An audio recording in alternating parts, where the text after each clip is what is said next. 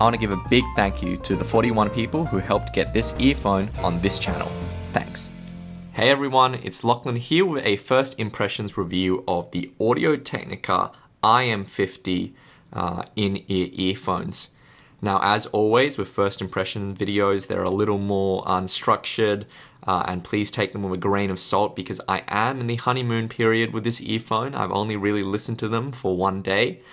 But my first impressions are quite positive of this earphone. So my friend helped me buy these in Japan for 5,020 yen, which is roughly equivalent to 40 US dollars.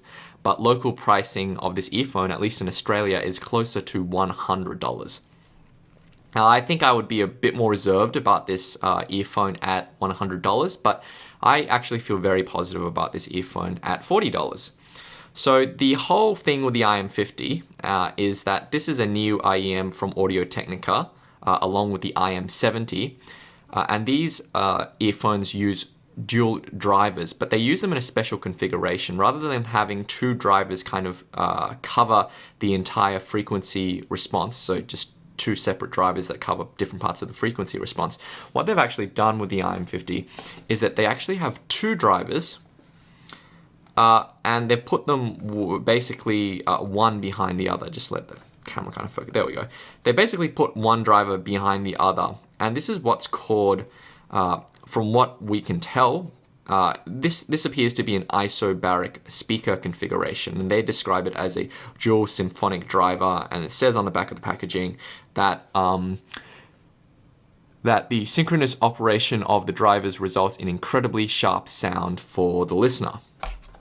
So, from what I can gather reading about isobaric speakers on the internet, and particularly on Wikipedia, is that the technical advantage of an isobaric speaker is that it allows you to have the same performance from one driver, but in half the enclosure space. But obviously there's added complexity in having two drivers arranged in this configuration.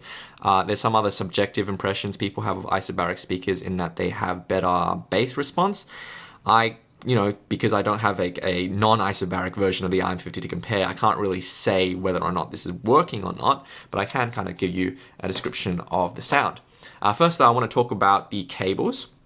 First I want to talk about the fact that this is quite a large earphone. So as you can see, these earpieces are quite large, and I think that's an actual note of concern for some people when they look at this earphone.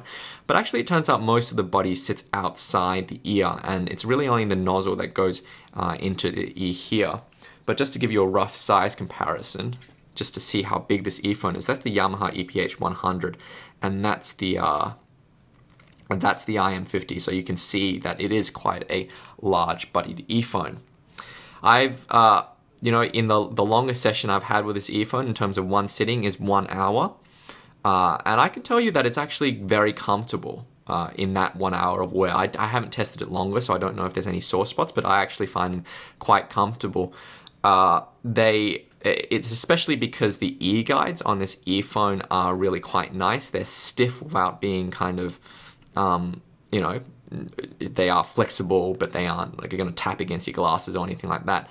I've got to say this is my favorite, and I've often complained about Audio-Technica cables in the past. This is my favorite cable from Audio-Technica so far. It's just really, it's really kind of tough feeling, but at the same time it has a really kind of nice suppleness to it, a lot of flexibility. It's a really good cable, and the best part of this cable is that it's a detachable cable with a new mechanism. So this is a bit like the 2-pin kind of cable mechanisms, but it is actually reversed so that the female end is here and the male end is actually inside the earphone. And in practice, this results in this kind of recessed socket. It's, as you can hear, there's that really satisfying snap. This is just really secure. It doesn't spin around like a MMCX connector. It's just a really nice detachable cable mechanism, and I applaud Audio-Technica for trying something new with this mechanism. So I'd like to see other kind of earphone manufacturers emulate that. I can say that the isolation on this earphone is okay. Nothing to complain about. one thing I noticed is that when I insert the earphones on my left ear, I get some driver flex. So it's a bit of crinkling from the left side. Nothing too severe, but not my favorite thing to hear in an earphone. Anyway, let's talk about the sound. Given what I read about the sound, or maybe what I was led to believe about the speaker configuration, I thought that these would be quite bassy, and I was actually not expecting something so basically lean and dry in sound. These IEMs are classic Audio-Technica. So they're mid-forward earphones, which sound amazing with female vocals. They also sound great with pianos.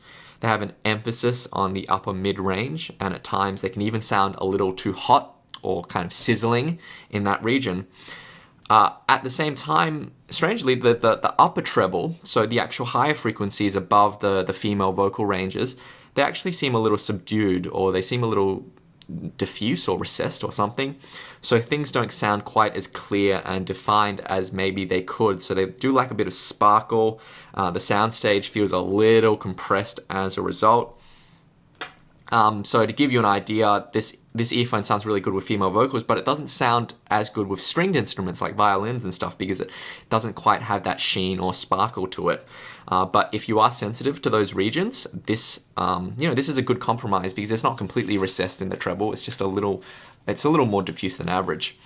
Now, I can't say much about the bass on the IM50, surprisingly. The bass is there and it goes deep. But it's not particularly punchy or strong or tight. Like it's not weak. It's not weak bass, and it's not bad bass, but it's just not. It doesn't really stand out to me. So it just kind of shows up to the party, but it doesn't really say anything. I was told that the bigger brother, IM70, is bassier, and it actually sounds quite similar to the ATH-IM50X. I can't comment on that, but I can say that the IM50 compared to the Audio-Technica M50 is less bassy, and it's less kind of sparkly in the treble as well. So my initial verdict from one day of listening to these is really quite positive. I think these earphones have a really nice cable design. So far they seem comfortable. And they're going to please people who really like vocals. They don't wow me the same way, say, the Yamaha ATH-100 does, which has a much more kind of forward signature with much bigger bass and much shinier treble. But they have a completely different signature, and I'm sure some people will really appreciate this signature. It works really well with, it's a decent all-rounder, but it works especially well, I think, with female vocals and that kind of thing. Now, I just started listening to these after reviewing the Harvey B3 Pro 1, and I kind of wish that I had listened to them before I did that review, because I would have suggested the IM50 as an interesting and perhaps better built alternative to the Harvey. Now, the Harvey is definitely kind of more lower mid-range focused, whereas this is more upper mid-range focused, but they are both earphones that I think will go nicely for people who like a leaner sound. And I think the build of the IM50 is seemingly far better than the Harvey B3 Pro 1, just in terms of the detachable cable, and also I'm assuming that Audio-Technica is much more consistent with their things like channel matching and that kind of thing. So at this point, I've tried a lot of under $100 or exactly at $100 IEMs, and I have to say I've been really impressed by a lot of them. So I think that's the new sweet spot in pricing. And if you're really keen on earphones, rather than spending $400 on one earphone, you can actually get a wide variety of different sound signatures at $100 each with really quite decent performance. Now, as I said, I don't think this is a giant killer because of the way the treble is just a little diffuse. It just lacks a little detail, and I think the bass could be just a little tighter. But for the $40 Japanese price, or even closer to the $100 kind of overseas prices, I think this is well worth looking into. And of course, I'll have a full review of these earphones.